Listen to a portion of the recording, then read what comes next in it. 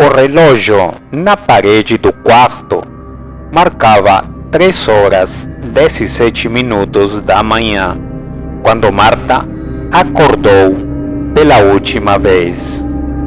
O ponteiro dos segundos avançava com um tique-taque irritante, como se contasse cruelmente os momentos que ainda lhe restavam.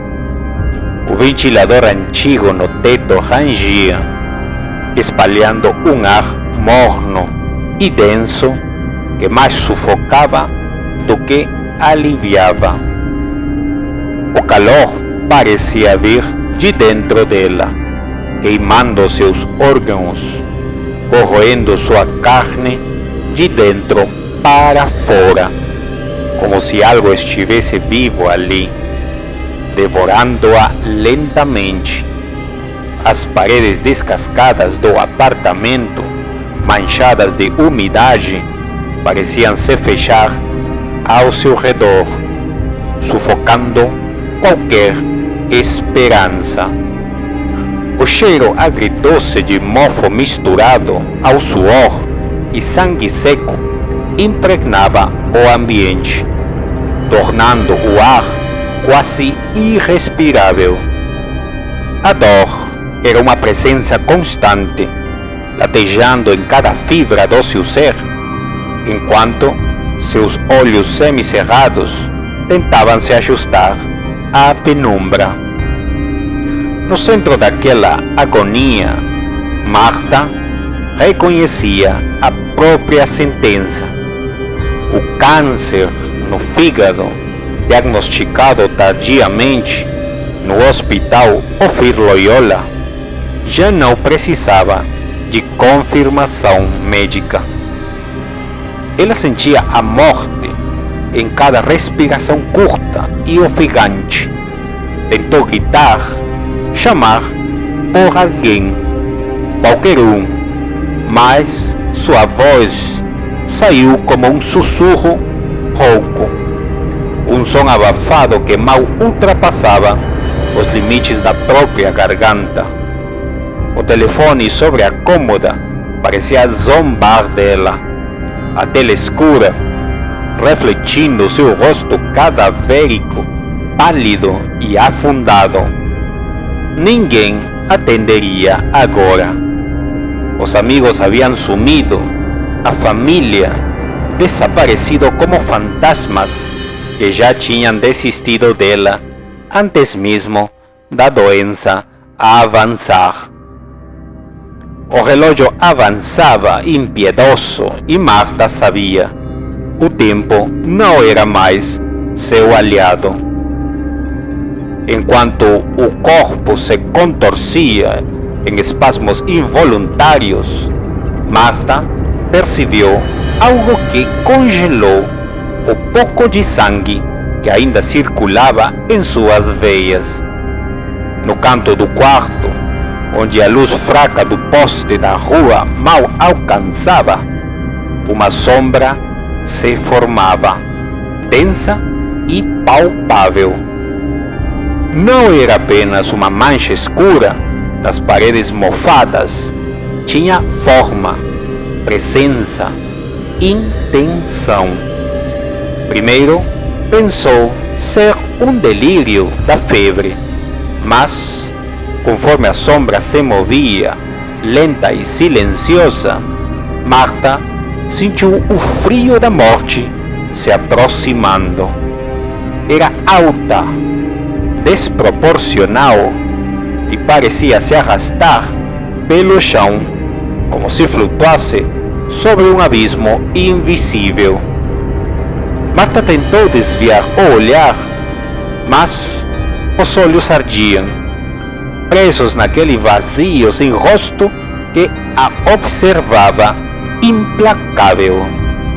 O ar no quarto ficou mais pesado, denso, como se cada partícula de oxigênio estivesse sendo sugada para fora. O zumbido nos ouvidos se intensificou, transformando-se em um lamento distante, como vozes sussurrando segredos proibidos. Marta tentou se levantar, mas o corpo respondeu com uma dor lancinante que rasgava seu abdômen como lâminas enferrujadas.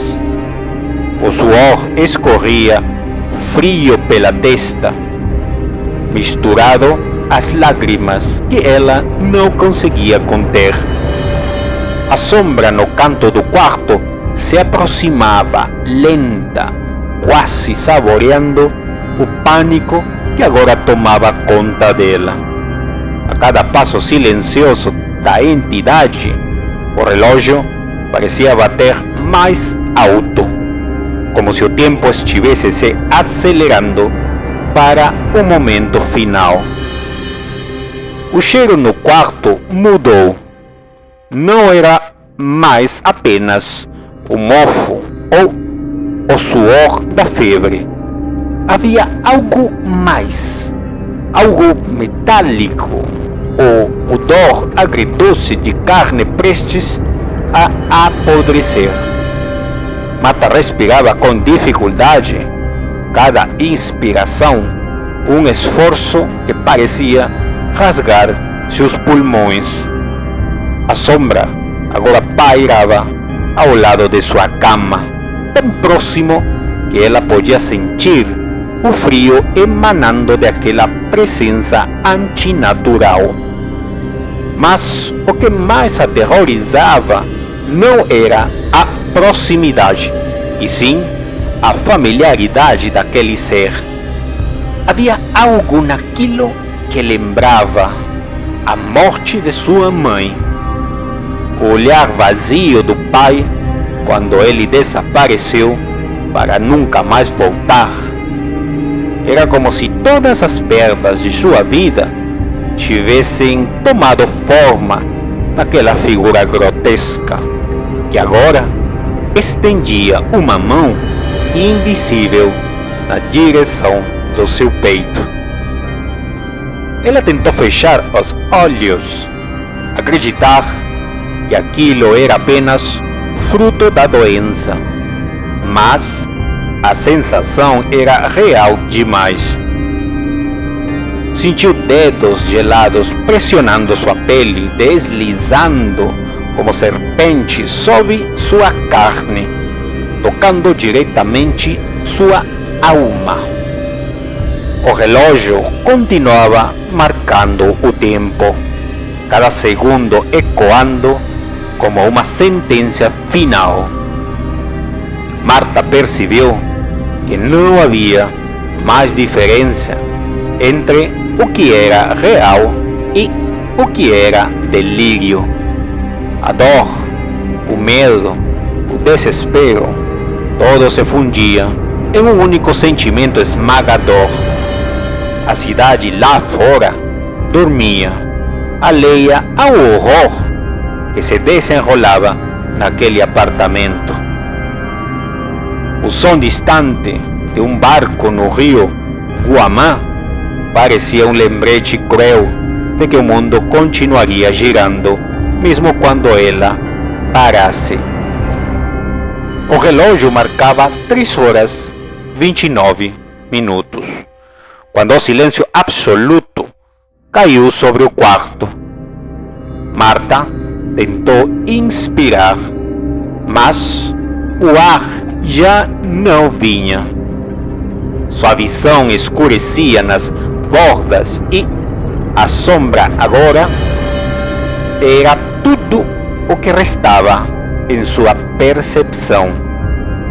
O último som que ouviu não foi o próprio suspiro morrendo em seus pulmões, mas o som da porta do quarto rangendo suavemente, como se algo ou alguém estivesse esperando pacientemente por aquele momento para entrar.